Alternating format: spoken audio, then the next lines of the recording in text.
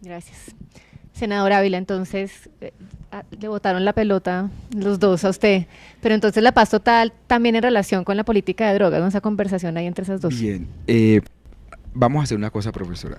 Si quiere, yo en la siguiente pregunta no hablo, porque aquí me toca demorarme un poquito, porque, porque yo creo que sí, esto va muy mal, pero digamos, no, hay como unos tres factores a analizar. Un comentario solo con esto. La política de sustitución de cultivos es una política para reducir cultivos de uso ilícito de un mercado que depende de una dinámica internacional. Yo creo que no. O sea, yo creo que si la medición es reducción de hectáreas, es una equivocación. El tema es sacar familias que dependen de las economías ilegales.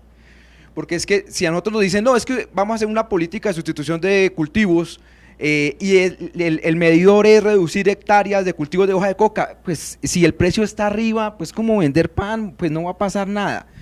Yo creo que la medición, yo vi el informe, he visto los informes, con que se evaluó el PENIS, tanto en el gobierno Santos como en el gobierno Petro, carece de ese problema.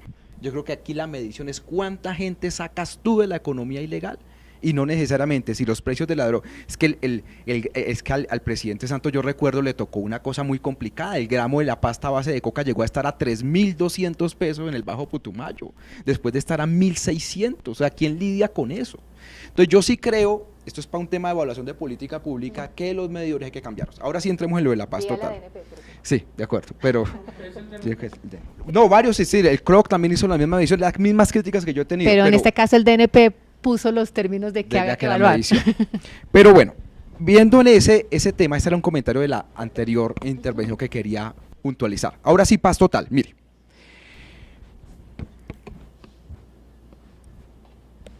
El gobierno Santos tenía muy claro el método y el fin no era tan importante. Claro, todos queríamos firmar la paz, pero el fin estaba sujeto a que el método saliera bien. Yo recuerdo Sergio Jaramillo, a Humberto Lacalle, donde el método era lo más importante y el fin era importante, pero era secundario. En el gobierno Petro, estoy de acuerdo con Katy, es al revés. El fin es lo importante, no importa el método. Entonces, por eso sacamos un cese al fuego sin tener protocolos. O sea, una cosa absurda que yo nunca lo había visto. Entonces, tú sacas 5 ceses al fuego y no has firmado un solo bendito protocolo. Entonces, ¿esto qué significa? Que el gobierno Petro ha ido avanzando con la tradicional frase campesina asando y comiendo. Es decir, usted vamos construyendo sobre la marcha, tenemos un fin, no importa el método, y eso comienza a hacer agua desde finales del año pasado. Por una razón práctica y otra jurídica o legislativa. La razón legislativa es que no hay un marco jurídico para el sometimiento. Entonces, de entrada, las mesas de chotas, espartanos, la mitad de la oficina o antigua oficina de Envigado, conquistadores de la sierra, se te desbarata. O sea, no tienes cómo hacerlo. Yo les digo una cosa, los conquistadores de la sierra se quieren entregar ya. O sea, se quieren entregar ya. Es impresionante. Cuando yo hice la audiencia pública en Santa Marta, llegaron los presidentes de Junta de Acción Comunal, todos delegados por ellos, se quieren entregar ya. ¿Por qué? Porque los va a barrer el Clan del Golfo. Se les va a tomar la Sierra Nevada y eso va a dejar por ahí unos 800 muertos en Santa Marta y en todos los municipios desde finales de este año hasta el próximo. Eso va a ser terrible, pero no hay cómo recibirlos. Chotas y espartanos se quieren entregar, pero no hay cómo recibirlos. Hay un mecanismo de sometimiento individual, que es el principio de oportunidad, pero estos grupos tienen un mecanismo de sometimiento colectivo. Entonces hay que decirle, no hay cómo recibirlos. ¿Cuál es el problema? Que entonces el gobierno, en el marco del sometimiento, no ya miramos el tema de los procesos de paz, en el marco del sometimiento, pues no toma ninguna decisión. Entonces en el Congreso ni siquiera está radicada la nueva ley, hay una ley de un senador Antonio Correa que está hecha para restituirle derechos políticos a los paramilitares. Yo le dejé clarísimo al gobierno, yo en esa no me voy a meter, eso está hecho para el pasado, no para el futuro, yo en eso no me meto, creo que hay un consenso en muchos partidos sobre esa ley, nos opondremos, pero ley de sometimiento no hay para el sometimiento colectivo. ¿Qué quiere decir? Que la mitad de la paz total no tiene marco jurídico, profesora. Entonces no, digamos, estamos debatiendo sobre algo que no existe. Sobre la otra parte, que es los procesos de paz, fue un error, coincido con el senador Luna, darle estatus político al Estado Mayor Central. El Estado Mayor Central, esto que voy a decir, si van a fragmentar el video, les pido el favor que lo coloquen completo, porque si no, esto es durísimo. Esto de lo que está pasando en el norte del Cauca, de la Dagoberto Ramos y la Jaime Martínez, es producto de la debilidad de esas estructuras. Quienes conocemos esto y hemos hecho investigaciones por años, la Dagoberto Ramos no es ni la mitad de lo que era la Jacobo Arenas, que era la fuerza élite de las FARC. No es ni la mitad de lo que era el Sexto Frente. O sea, Jacobo Arenas hacía y deshacía, ¿se acuerdan ustedes con ese señor que llamaban el Paisa? Era una cosa brutal. Hoy la Dagoberto Ramos no es ni la mitad de eso. Por ejemplo, cuando me dicen, no, es que volvimos a los 90, ¿de qué estás hablando? ¿Qué mutuo? Pero como son tan débiles y no pueden mantener una confrontación con el Estado, ¿qué hacen? Terrorismo.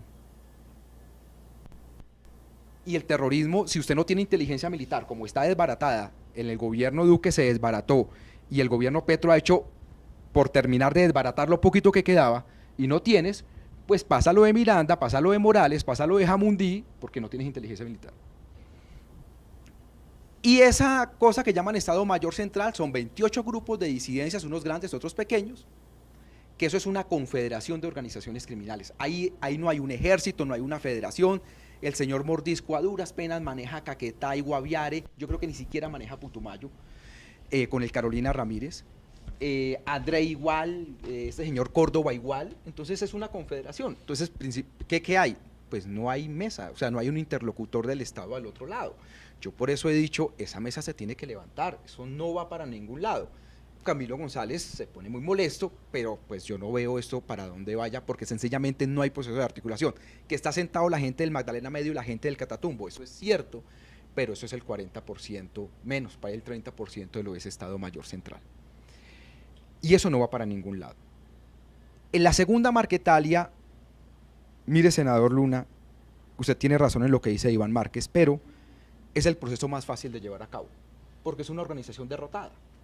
Y los del Estado Mayor Central los están barriendo, o sea, los están matando por todo lado. Entonces la gente de Iván Márquez se quiere entregar, igual que los conquistadores de la sierra, antes de lo que se terminen de liquidar. Entonces es una negociación fácil de hacer, pero tiene un problema jurídico monumental, que es el que acaba de decir el senador Luna. El Acuerdo de Paz de La Habana está integrado en la Constitución.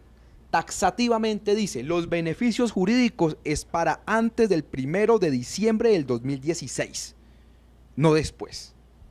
Entonces, la única forma de recibir a Iván Márquez y al Dinever, que son los únicos dos que entrarían en ese proceso, es un problema jurídico, es haciendo un acto legislativo. Con ese ambiente del Congreso, o sea, no va a pasar nada. Imagínense, primero pasa cannabis y por amplia mayoría, 80%. Entonces, es un proceso fácil de hacer en la práctica, pero jurídicamente yo no sé eso cómo tiene. Entonces, no va para ningún lado. Y el proceso con el ELN es un proceso que tiene horizonte, tiene cronograma. Este problema que está ocurriendo hoy, entre hoy y mañana, de las 4 páginas del acuerdo de la sociedad civil, todos los que sabemos de eso sabíamos que este problema iba a pasar, porque en Colombia hay un bendito problema, y es que la gente confunde la agenda de la paz con la agenda del desarrollo social. Si ese bendito problema no nos lo quitamos de encima, siempre hacemos esos procesos terriblemente ambiciosos que al final terminan complicados. Entonces, ese es el balance de la paz total. ¿Qué se va a hacer? Yo creo que no se va a firmar nada. Yo creo que eso no, en el mejor de los casos, chotas y espartanos se terminan entregando vía algún sometimiento semicolectivo, que fue el que se hizo con el ERPAC en el 2011, eso fue Fiscalía de Montealegre y Perdomo. Es posible que se dé una mezcla así, es posible que con un pedazo de los conquistadores de la sierra y a verlo de Iván Márquez. Yo creo que en el resto no vamos a poder lograr nada. Y eso tiene 2 connotaciones finales con esto. Lo primero es el problema, hay una pregunta que yo quiero que nos hagamos. Es que el problema de la crisis de seguridad, que hay una crisis terrible, es la paz total, le dicen a uno, la gente. Entonces yo les digo, bueno, el grupo que más se ha expandido es uno que no está en la paz total, que es el Clan del Golfo. Si fuera cierto que el problema es la paz total, los grupos que no están en la paz total serán los más débiles y no los más fuertes. Yo creo que el problema no es la política de paz total, que sí, que es un desastre, que no tiene la mitad, sí.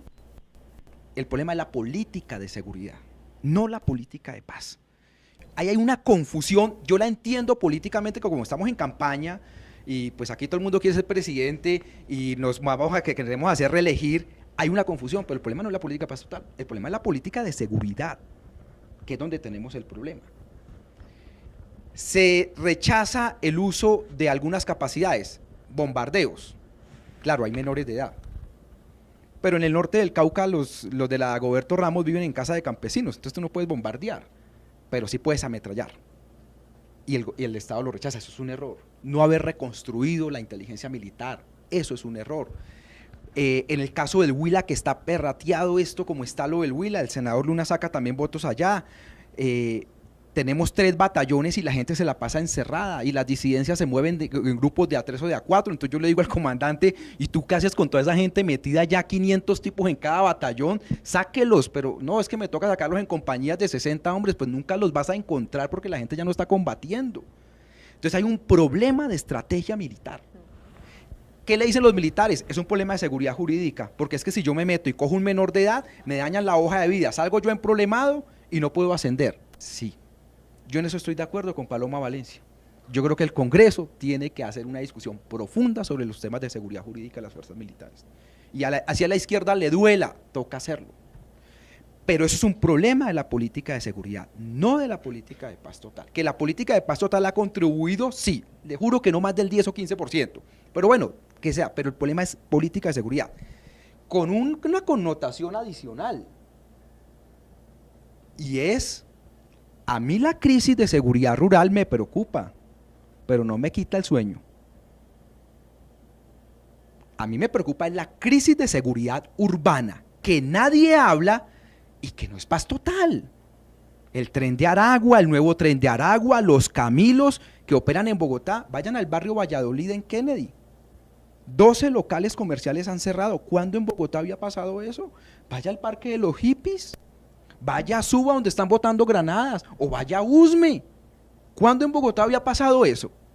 Ay, ¿por qué nadie habla de eso? Ah, porque es que es galán, entonces no es la izquierda.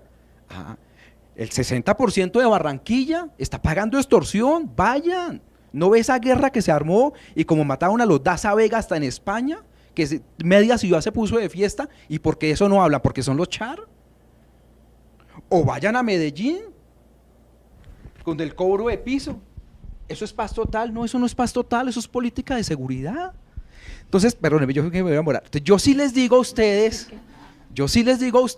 esto es mucho más complejo de lo que la gente cree.